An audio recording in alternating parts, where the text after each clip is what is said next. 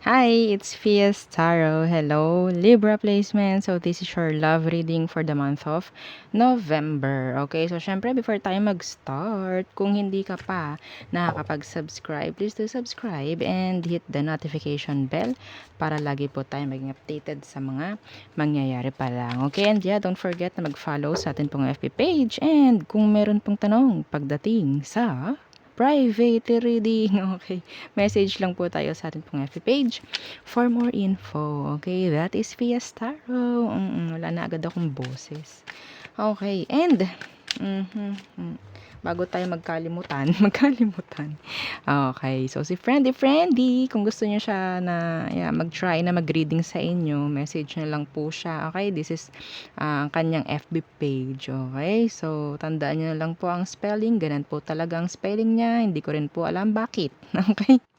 So, yan po na. So, Libra. Let's start. Okay. Libra placement. So, ano bang meron pagdating ng November? Pagdating ng November for Libra. Okay. Ano kaya ito? Okay. Ito yung card na hindi ko pinapakita eh. Oo, kasi baka tayo ay mayari. Lasting. Forbidden, non-committal, sexual energy. Okay. So, ipapakita ko na lang din. Ayan. Lasting. Yun lang yung word. Okay. And, dyan lang siya. And, spying. Oh! Anong meron? Mga Libra. Ano to? Ito ha. Iba sa inyo talagang okay. Ano bang tawag doon? Pinagpapantasyahan. O yung iba sa inyo. Ha?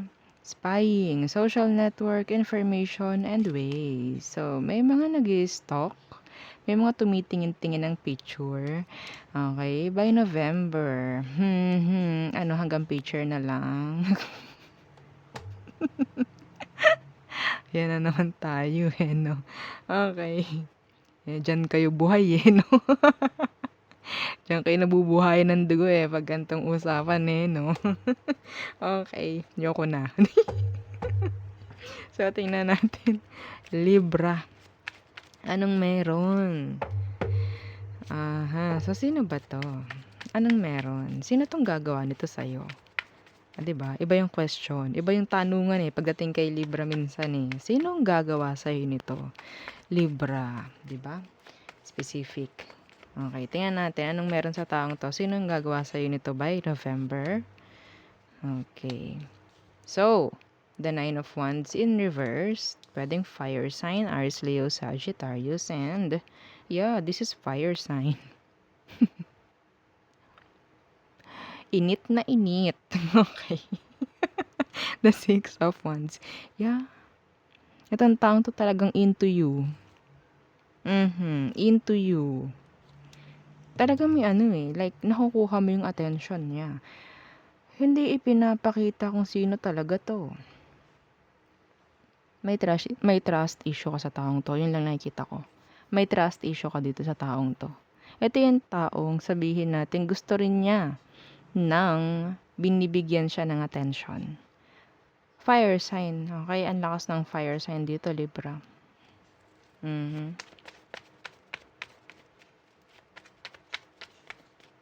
Tingnan natin. Ano bang meron? Anong next action niya towards you, Libra? Next action. Okay. The Knight of Wands. Hala siya. Ay, Libra. Huwag ka nang lalabas ng gabi. Mapababae, mapalalaki. Mahirap na. The Knight of Wands in reverse and the Queen of Wands in reverse. Ang daming fire sign dito. Iba sa inyo talagang gustong-gusto lang nito yung katawan mo. Itong taong to. Pina-fantasize ka nito. Umaga, tanghali, gabi. Busog na siya. Okay? Yes. Ooh, my goodness. My God. Some of you, this is a player. Lalandiin ka nito. Papalandi ka kaya? Yun ang tanong. Papalandi ka kaya? Oo. Malakas ang sabihin nating attraction ng taong to pagdating sa'yo. Hindi, wala siyang sinasabi kung sino talaga eh. Okay? Ano bang meron dito? Ano bang meron sa taong to? Tanong natin. Okay, so may dalawa. Oh, the Seven of Cups in reversed and yeah, talagang gustong-gusto ka nito. Tingnan mo, oh, straight na straight. I can't. Some of you, this is a past person. This is your past person still wanting you physically, sexually. Yes. Yes, yes, yo. Tingnan lang natin, ano bang emosyon niya? Anong emosyon ng taong to? Mapababae, mapalalaki ha? Okay, mapababae, mapalalaki. Anong emosyon ng taong to pagdating sa'yo? The Fool and the Seven of Wands. Okay, ito naman kasi ang nakikita ko is like, gusto lang niya i-try. Let's try it, baby. Natawa ako sa reading na to. Bakit? Ha? May pagyayakag to. Specific yun ha. O hindi yun para sa lahat. May pagyayakag na mangyayari dito. You need to avoid that. Kapag niyakag ka ng taong ito, Libra, kung sino man at alam mong nagkaroon na kayo ng connection before, kung sino man, sa tingin ninyo, okay, be intuitive. Okay? Follow your intuition. Kapag may nagyakag sa inyo by November, alam mo na. Ha? Okay? Yung alam mong gusto ka, avoid mo muna. Pero kung talaga namang willing-willy ka, go. Bahala ka. Ha? Bahala ka. Okay? Tapos, may message ka sa akin. Ma'am Pia, share balu, kanin, mini, mga Diyos ko. Oh my goodness. Ito na naman tayo. Okay, so tingnan natin ang outcome.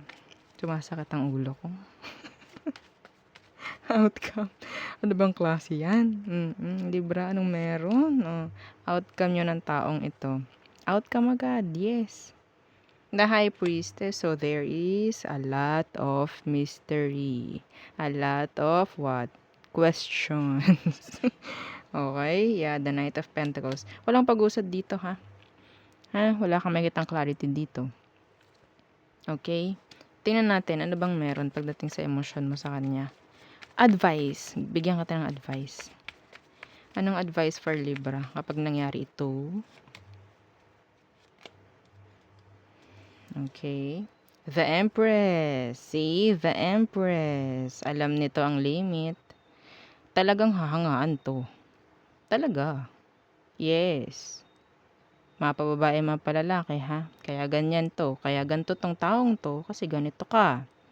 Huwag mong ibababa. Okay? Ang dapat ibaba. Why the Empress? The Tower. Yes. Yeah. Oh my goodness. Alam mo kung anong tama. Ha? Alam mo kung anong dapat iwasan. Libra. Ha?